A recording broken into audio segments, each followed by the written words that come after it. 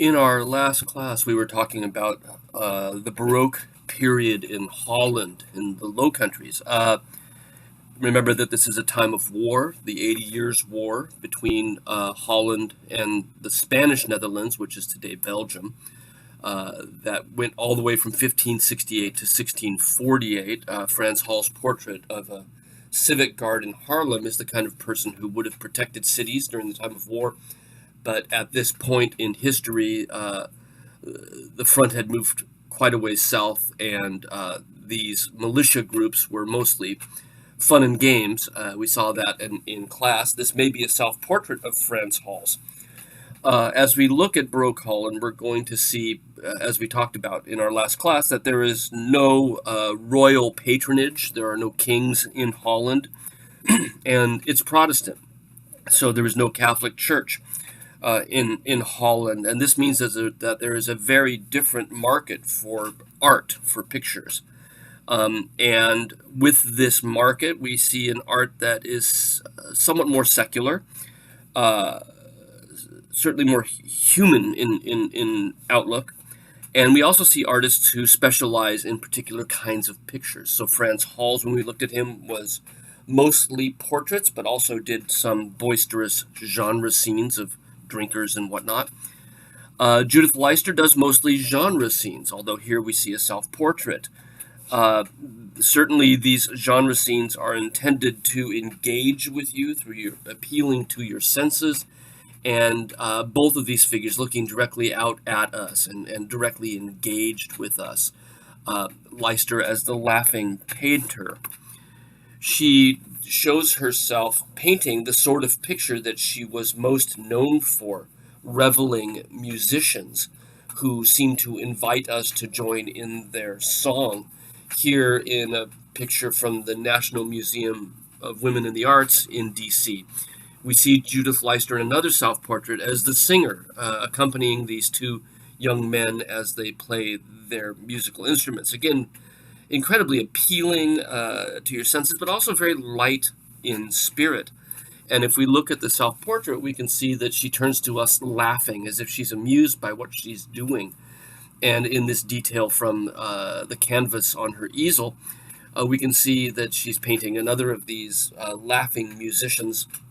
And you'll notice the similarity in how she holds her paintbrush and how the violin player holds his bow. She's drawing a direct parallel between the laughing musician she paints and the laughing artist who paints him. We think that this picture was made for the Artists Guild in Haarlem, where she lived, as perhaps a masterpiece for her inclusion in that guild. This was normal practice. On completing your studies, you would present a piece to the Artists Guild that showed your talent, and this one may well be that exact work. Now, of course, hanging downtown. What's interesting as we look at the picture and we think about the fact that this was perhaps a gift to her guild, is not only does it show her doing what she does best and drawing a parallel between her own character and the character of the figures that she paints, but over and above that, you'll notice that she's dressed wholly inappropriately to be painting. This is way too nice a costume to be wearing while seated at the easel. That an extraordinary lace ruff around her neck, the sleeves of her blouse, the beautiful waistcoat, and the fabric down below. This is the clothing of an aristocrat. This is the clothing of a refined gentlewoman, and not the sort of the clothing of a painter at the easel. And what Leister is trying to show us with this is that painting is a dignified profession. It's not a grungy craft. And in fact, she's doing very much what we saw Velázquez doing. Remember, his paintings about 25 years later, but doing what he's doing insofar as showing us that the painter is a rarefied member of society rather than a simple craftsman. Most artists in Holland in the 17th century specialized in one form of art, Leicester mostly in these musical scenes, animated musical scenes. Jacob van Ruisdael is exclusively a landscape painter. In fact, there's nothing that isn't landscape by him. And it's important to note that as artists specialized, there were sort of price ranges on works of art, and landscapes were the cheapest kind of painting you could buy. And they seemed to be everywhere in 17th century Holland. Even people of lower middle class means could afford original works of art, and landscape paintings were extraordinarily popular in Holland. And this interest in landscape can certainly be tied to the fact that Holland is a new country, this new independence that they are winning in the war with Spain. The new country leads to sort of metaphors for independence, and the land, of course, is a strong metaphor for the country, right? In addition to this, at the same time that Holland is fighting for their independence, they are also undergoing a major program of reclaiming land from the ocean. This is done through dikes and windmills. You put up a dike, use the windmill to pump the water to the other side of the dike, and all of a sudden you have more dry land, land that can be turned into farmland. And about a third of the country of Holland, the third of the dry land, was actually reclaimed from the sea during the course of the 17th century. So just at the same time that Holland is becoming a newly independent entity, at the same time that that's happening, they are actually increasing the borders of their country by reclaiming land from the sea. And so what we find in Holland in the 17th century is a great sense of national pride around the land itself. And we find this reflected not only in the popularity of landscape paintings, but we find it also in the poetry of the time. There are quite a few Dutch poems that reflect this pride. They talk about wandering the dunes and the dikes and contemplating life and seeing your walk through the landscape as a sort of a microcosm of your journey through life. And these poems and these pictures were certainly intended to be, I don't know what you want to say, mini vacations, if you will. Holland, to this day, is very densely populated. In fact, it's the most densely populated country in Europe. And it was very densely populated in the 17th century as well. And these landscapes and the poems that evoke the landscape, that talk about wandering along the dikes and through the polders, these provided escapism for people who were locked in their city life. So in Van Ruisdael's picture, we see a villager going to market. We see her carrying her basket, little boy in tow, dog off leash, staring at the water as it runs under the bridge. This would have been a sort of a evocation of simple life in tune with the countryside, and would have been a great attraction to an urban buyer. At the same time, it's also probably loaded with symbolism. Certainly, this whole idea of crossing a bridge is a fairly heavy-handed metaphor for transition, isn't it? We talk about crossing bridges still to this day. Transition, the passing of time, right? Life changing over time.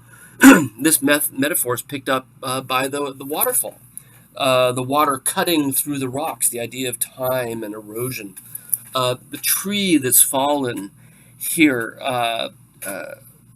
is also the idea of time elapsing. It's a birch tree as well, which was seen as, because of its very, very thin bark, was also seen as a symbol of the ravages of time. The birch bark seeming like skin peeling. All of this for Van Ruisdael is primarily invented. Holland is mostly below sea level because of the land reclamation project, and there really are no waterfalls in the vast majority of Holland. Van Rausdal would have seen them while traveling to Germany, but for this, it's an invention. It's included for its metaphoric value. This is not something that he went out and saw. He's making up these different landscape elements and including them together in a quite realistic way in order to begin to tell a story, right? Life's journey, time passing, crossing bridges on our journey through life. With that in mind, if we look closely, and this is something that's very difficult to see most of the time, is that that path that they're on leads up into the woods, and there's a dark stranger coming toward them, maybe representative of the dangers of life. I think in an era before TV, radio, and Netflix, right there, these pictures were conversation pieces. They were intended for people to look at and think about and discuss what might this mean. So again, life's journey, right? We cross many bridges. We go up over hills. Time passes like water rushing over a waterfall, and now and then we meet somebody whose identity we don't necessarily know. In addition to all of those metaphors, of course, there are those three trees on the hill. And you'll notice if you look closely at the trees, that the one on the right in the center of our screen is in full bloom. The one in the middle is partly in bloom, but partly broken. And the one on the left is dying. So certainly I think that we could talk about this as the phases of life, the three ages of man, a theme we've talked about before. And again, reasserting this idea of the passage of time. But also we can talk about it as being a potential Christian allegory, the idea of three crosses on a hill, God seen in the landscape, which is certainly an element of the poetry that was written around the same time. That part of what we contemplate as we look at the landscape, as we wander along the hills, is to not only imagine our own lifetime, but also to imagine it as the miracle of God's creation.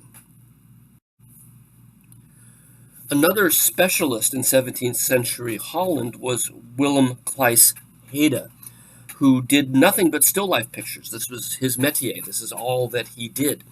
And was able to make a living doing just that one kind of painting because of the strength of the art market. And what we see in this particular picture is the aftermath of a very, very nice dinner. No humans here, but the traces of human presence left behind. The linen is all bunched up. Containers have been knocked over. There's that silver tray and the glass goblet laying sort of akimbo across atop each other. Bits of food left uneaten. You'll notice in this detail that this is a very, very fine dinner. They brought out their finest silver. There's that pewter tray, but then there's that beautiful bronze goblet, gilded bronze goblet with King Neptune on top of it, riding a seahorse. And then there's this wonderful detail of a knife sort of teetering on the edge with a couple of uneaten dinner rolls, and the handle of the knife coming out to you like those necks of violins that we saw in Caravaggio's work and elsewhere. This idea that we're being invited to join in, to eat up the scraps that are left. It certainly is very Baroque in this interest in getting the viewer to participate with all of your senses in the work of art. And what better thing than a still life to engage all your senses, smells and tastes and textures everywhere we look. The main dish was a mince pie. You can see it here with the spoon laying on top of it. This is an exotic delicacy filled with all sorts of imported spices. And it's only in Dutch tradition served at holiday banquets. And so what we're seeing here with the fine silver and plateware is the aftermath of a holiday meal. And you'll notice that even though this is a holiday meal, and even though this is an extraordinarily expensive and exotic food, that it's actually left unfinished. It's not entirely eaten. This is certainly related to Calvinism, which remember is the Protestant sect in Holland that actually preached the virtue of restraint. We saw this in some of the clothing worn in portraits that are very restrained in their color palette. But in this case, it's okay to eat fine exotic foods, but don't gorge yourself. Don't eat it all. Show some restraint. And that seems to be a theme of this particular picture, is this idea of restraint. Exoticism applies to the other foods as well. Again, heavily flavored and not eaten every day. Raw oysters, for example, is not something you have every single day, but they really are quite a delicacy. I'm a big fan of these. And we see them here with a little paper funnel filled with salt for sprinkling on the oysters. Imported lemons and olives off to the left, with the skin of the skin of the lemon draped over the edge of the table. Again, all of this is exotic. Lemons and olives, of course, not native to Holland. But again, a bit of everything is left. They haven't licked their plate, if you will, gobbled up every morsel. Now, an underlying message to this is not only the idea of the virtue of restraint, but you'll also notice that on the table with the oysters is a broken glass. And the plate itself is, in fact, quite dangerously placed. And so I think going hand in hand with the idea of restraint is a reminder that life is short, that life is precarious, that things are easily broken and dropped, as a metaphor for the fact that you could die any day. And so it's important to practice restraint, practice virtue. Indeed, if we look to the left of the composition, we see a snuffed candle. This only adds to the meaning of this overall meaning of restraint, and even that precariously placed goblet with its stem on top of the silver plate, potential to roll off at any point. All of this suggests the idea that life is indeed short, and there's important to remember in our short life the importance of practicing virtue. The last two artists we'll look at are the two of the most famous artists from 17th century Holland. Jan Vermeer is one of them, a specialist in genre scenes of everyday life. And within that category of painting, he sort of specialized in a subcategory, if you will. Almost all of his pictures, not all, but a great number of his pictures focus on women alone at home. A sense of quiet rather than the sort of boisterous noise we saw in Franz Hals and Judith Leister. Women caught at home in moments of quiet reflection, taking on everyday activities, reading a letter, holding a balance to weigh one's valuables, but taking a moment to reflect. These are pictures about the inner thoughts of these women. Here, a wonderful picture from the Met in New York, where just sort of these quiet moments where she's opening the window, maybe she's heard something outside, has one hand on that silver jug, and you can see that Vermeer tends to prefer a very similar kind of composition, with the woman framed at one point in the room, something hanging rectilinear in the upper right corner, the window off to the left. This is probably a room in his house where he painted, but at the same time he's changing things around quite regularly. So with these pictures we end up with these ideas of women sort of spending a moment to sort of get caught up in thoughts that are inspired by these everyday activities. So let's look at our picture more closely, the one from the National Gallery. In our picture, a woman is weighing jewels to check their value. But if we look more closely, we notice that she's not actually weighing anything. The scales are empty. So what she's doing is she's getting ready to weigh the jewels, and she's checking to see if the scale itself is accurate, if the scale is in balance or not. And you can see that indeed it is. And this gives this picture a sort of nuance of meaning. We saw a man weighing coins 150 years earlier in Quentin Matsys' work, where it's about the value of money and the woman being distracted from her prayers by the lure of gold. For Vermeer, the message is somewhat different. She's looking at the scales, but she's reflecting, as all of his women do. And what is she reflecting on? Is she reflecting on fairness, on values? And to add to this idea that this picture is about reflection, there's that wonderful mirror on the window next to or on the wall that is next to the window. We can tell it's a mirror by the way the light hits it and hits the inside of the frame. It's reflecting, right? The idea of reflection. And there was a mirror in the Matsys too, but it reflected on us. And this one reflects on her. And Vermeer loves to create pictures that have nuances of meaning but never really spell it out. And you'll notice that she's not looking at the mirror, so she really isn't reflecting on herself, right? And we could read this in a number of different ways. And on one level, we could talk about the fact that she's not vain. She's not interested in how she looks. She's interested in higher moral values. Or we could see it as perhaps she's not reflecting on the right things. And like I said, Vermeer is really good at ambiguity. He changes compositions as he works to remove sort of obvious illusions. In fact, the scale itself was once tipped, probably with something in it. We know this through X-ray examination of the painting. And he changed that to remove the things in the pans and make the scales even.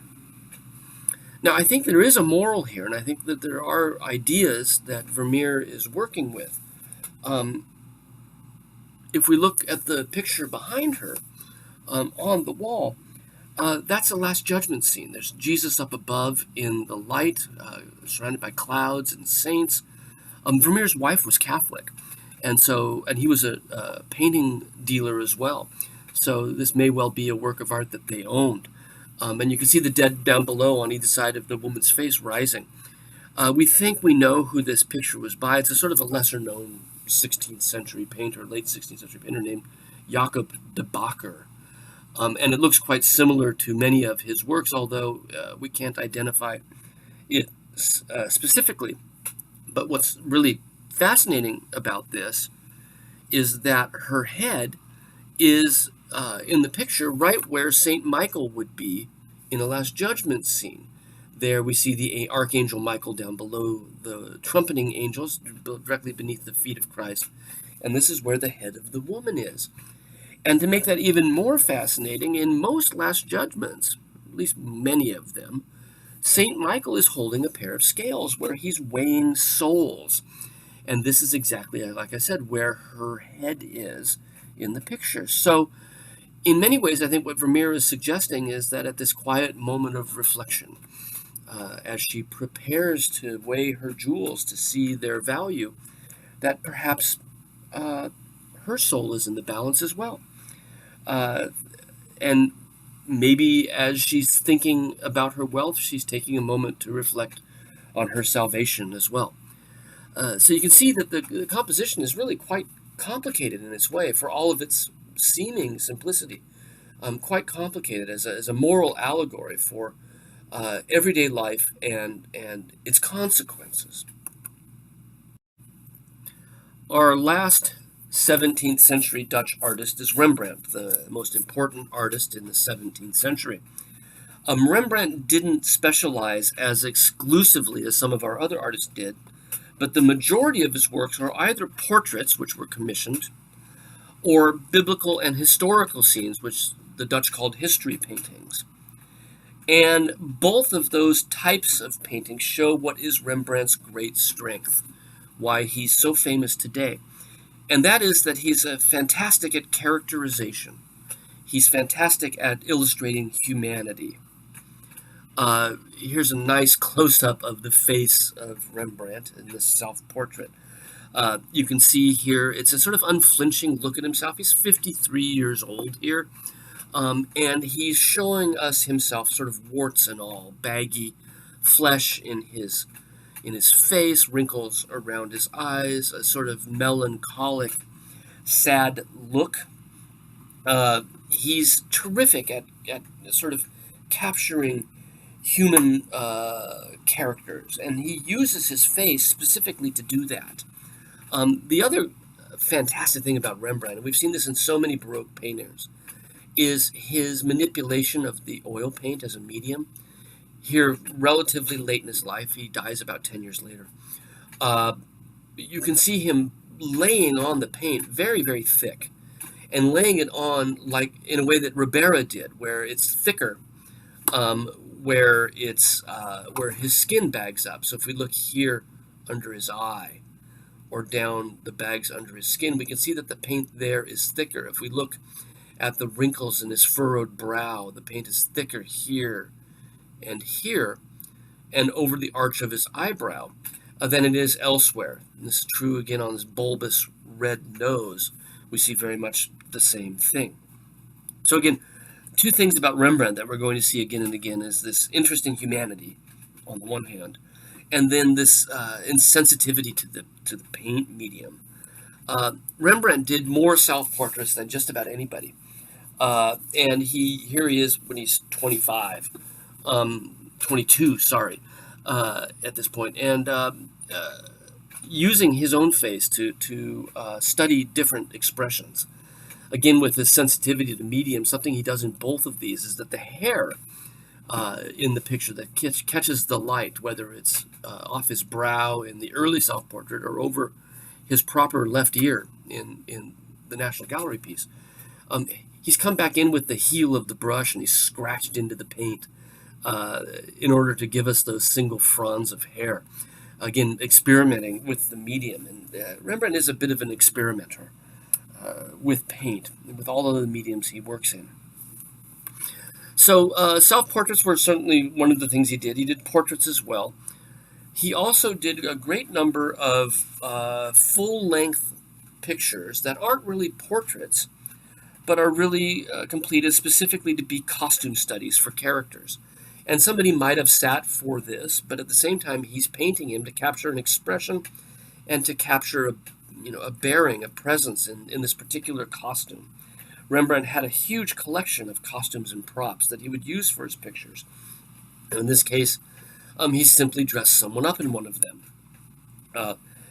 The idea, of course, is to study costumes that he can use those costumes in his biblical pictures and his historical pictures. But there's a market for these as well, and he was able to sell them as works of fine art. Now, Rembrandt's intention is always to make a career as a history painter. And remember that history painting is both mythological pictures, biblical pictures, and also, of course, real historical pictures. This was considered in the 17th century to be the greatest branch of painting, the most noble kind of work that a painter could do, simply because it required more of the painter than portraits did, than still lifes did, than genre pictures did. You needed to be good at everything. You needed to be more learned. And that meant the history painter was the most, had the most status of any kind of painter in the 17th century. And this is what Rembrandt wants. This is what Rembrandt's aiming toward with both his portraits and these costume studies. So here in this case, we see a mythological scene, Greek mythology. Excuse me, the gods Jupiter and Mercury have come to a village in disguise. Here's Jupiter and Mercury on the right. We, by the way, see them in their full godlike regalia. We see them as they truly are here. But they've come in disguise to a village, and they're looking for a place to sleep. And as the story goes, it's, of course, a story with a moral. The rich turn them away, but Philemon and Baucis, this elderly, impoverished couple on the left, in a small, humble farm, they take them in. And of course, the message is that the rich are callous and and the poor are much more giving. And they have a meal with them. They fill their glasses with wine, and they're about to offer them their only goose. Here, we'll slaughter this goose to feed you. We wouldn't slaughter it otherwise. And at that point, Jupiter says, "No, no, no, we are gods," and they reveal their true nature. And so that's what we're seeing right here is the moment of revelation. Again, that Baroque interest in high drama, where Jupiter and Mercury show to Philemon and Baucis who they truly are. And this is why, of course, we see them in their armor, their shining armor from the heavens. And the light that is behind Mercury's head is, of course, the light of revelation. It shines from behind him. It's the light of deity, as they say, well, this is who we truly are. Now, it's pretty obvious that this is heavily influenced by Caravaggio. The brownish tonality, the dramatic use of light, the obscuring of that light source inside this humble barn. I love the small fire in the lower left corner. Rembrandt never left Holland, and yet his work still shows the influence of Caravaggio. And that's kind of a fascinating issue. How did he get it if he never left Holland? Well, there are two ways, of course. One is that other Dutch painters had gone to Italy and came back painting in a Caravaggio-like style, and Rembrandt probably had seen their works. But also Dutch collectors are buying Italian works of art. Art collectors aren't exclusive to a single country. And we know that a Caravaggio actually sold at a sale in Amsterdam, and that Rembrandt was in the habit of attending art sales to see other works of art. So it's a good possibility that Rembrandt was picking up on Caravaggio sort of from multiple vantage points, even though he had never gone to Italy himself. We'll wrap this up by looking at etchings, Rembrandt as a printmaker. He has about 600 surviving paintings and about 300 surviving prints. It was a major artistic endeavor for Rembrandt, the idea of printmaking, because from a single matrix you can sell multiple impressions, and that means, of course, you can market these much more widely than you can paintings on the open market. And it's a new process, something we haven't talked about before. We've seen engravings, but we haven't seen etchings yet. An etching is a print made from a copper plate. This is what Dürer had done, but he carved the plate. What an etcher does is he covers the plate with a thin ground of wax and then draws through that wax ground with a sharpened needle, a pen of sorts. And then you immerse the entire copper plate into a bath of acid. And the acid will eat at the plate where you've drawn through the wax. You then, of course, bring it out. You clean off the wax and you rub ink into the lines like Dürer did with the Adam and Eve. And under a press, the paper will remove the ink from the etched lines. Rembrandt is maybe one of the greatest etchers to ever live. And he's really terrific at the process. He's able to pull the plate out, stop some areas out, put it back in so that some of the lines are darker than others. Some of them are very, very light indeed, such as the lines that make up the clouds around the trees. And he made a significant number of etchings. And in particular with the landscapes, like the one we see here, he did a huge number of landscape paintings in the 1640s. And there's obviously a market for these. He wouldn't be making them if he couldn't sell them. And the fact that he's doing them in the 1640s suggests perhaps some political motivation. The 80 Years' War is drawing to an end. And, of course, we've talked about how landscape is an important metaphor for nation, for country. And so Rembrandt is certainly tapping into that market. It's also been suggested that it relates to his personal life. His wife, Saskia, died in 1642, around the same time that Rembrandt starts making landscape etchings. After a very, very lengthy illness, she was bedridden for the better part of 3 years. We think it might have been tuberculosis. Here is a drawing in the National Gallery of Saskia in I mean, on her deathbed, basically. And again, Rembrandt using it to capture character and emotion that he might use elsewhere. Right. So it's interesting to think of Rembrandt turning to landscape painting as a new widower, having recently had his wife die, and sort of wandering around the hills, the polders, and sort of reflecting on life as we hear in so many Dutch poems from the same time. Now, etching creates these incredible lattice work of fine lines, and most print collectors and print connoisseurs will actually get into the print and begin to sort of look at it as closely as possible, often with the help of a magnifying glass. And it does, in fact, invite scrutiny. Here we are in the lower left corner of the print, and you sort of want to stick your nose in and see what's going on, and you'll notice that we're far from the city. We see some of the buildings and windmills in the background, and a farmer with his cows. And these cows are very, very small details, and Rembrandt's terrific at capturing postures of animals and humans with just the barest of means, just a simple, quick line or two. In the foreground, a fisherman with his wife, his line waiting for a bite.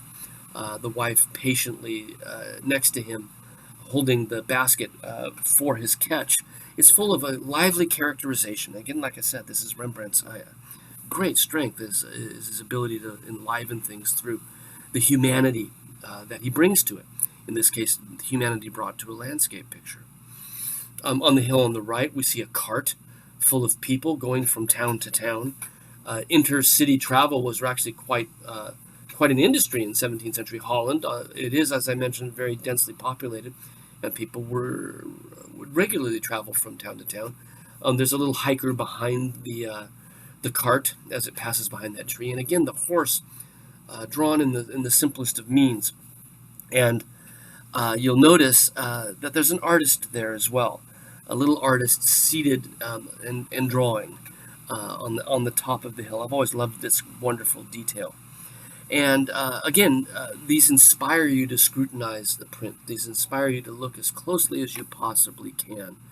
And in fact, if we look really closely down here in the shadows, and I'll bring up a detail of this, we find a couple cuddling under the grove. I don't know if you can see them or not, but there's a woman in profile with her hair in a bun. We see her shoulder on, and a man seen from the front with his hand on top of hers. And I've done a little overlay that helps you to see that, right? There they are, sort of next to each other in the bushes. And again, this is the humorous details that add interest to the work. Now, one wonders if there's not some sort of allegory or metaphor here. There's obviously a passing storm on the left. Could the passing storm be the passing war that's dwindling down? Could it be personal? The artist looking to blue skies, bright skies, and turning his back on the storm. Is this Rembrandt? The storm of personal trauma having passed and now brighter skies ahead. Of course, the other metaphor is the one we've talked about before, the three trees on a hill, being a metaphor for God in nature, an allusion to the three crosses on Calvary. I think all of these things are possible ways to read this work. One last print to close out Rembrandt, and again, the three crosses on the hill is the theme of this. They make a good pairing side by side, is a history picture, a history etching. Remember that history pictures were mythology, ancient history, also biblical scenes. And here Rembrandt showing us his desire to become, a great history artist, history printer as well as painter, by showing us this greatest scene from the Bible, Christ hanging on the cross between two thieves. Again, while it is a history image, it shows us what I've been talking about as Rembrandt's great strength, human drama. And while Christ is hanging there with the thieves, a great amount of the focus on this print is on the milling human activity around the base of the cross. And in fact, it's this group of people, here we see to the right of Christ, that seem to be as much the focus of Rembrandt's attention as anything else. So we see the Virgin Mary down below here, right? I'll pen her in, right? The Virgin Mary here is fainted, as we've seen so often in her work or in other artists' work.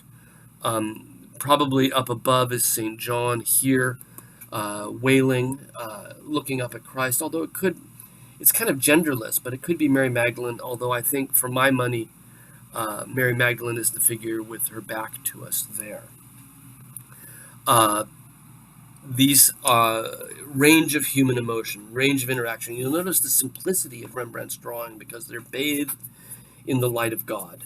These are Christ's followers, and so they are drawn with just the most simple of means, a few lines here or there. We see around the foot of the Christ others, the centurions, the man with his back to us kneeling down, perhaps Saint Longinus, who, you remember, converts. He certainly is dressed like a soldier with armor, but is now worshiping Christ, so certainly after the moment where his blindness has disappeared. And then these wonderful figures that just sort of walk around for no apparent reason, but really do help to identify the sense of space. Another great strength of Rembrandt is that all of his pictures have an extraordinary three-dimensional tactile quality. There's never any confusion about where figures are relative to each other in three-dimensional space. And here, two figures in the foreground, perhaps members of the Sanhedrin, the Jewish priests who discussed what this all meant, moving away and discussing with each other the meaning of what's going on. And again, Rembrandt able to capture not only motion, posture, movement, but also characterization. And here in the corner, other figures, some sad and weeping, others in discussion. I wonder if the figure here in the center isn't meant to be St. Peter, who denies Christ. It certainly does look as if he's got his head held in shame as he's being questioned by these other figures. Didn't I see you with him?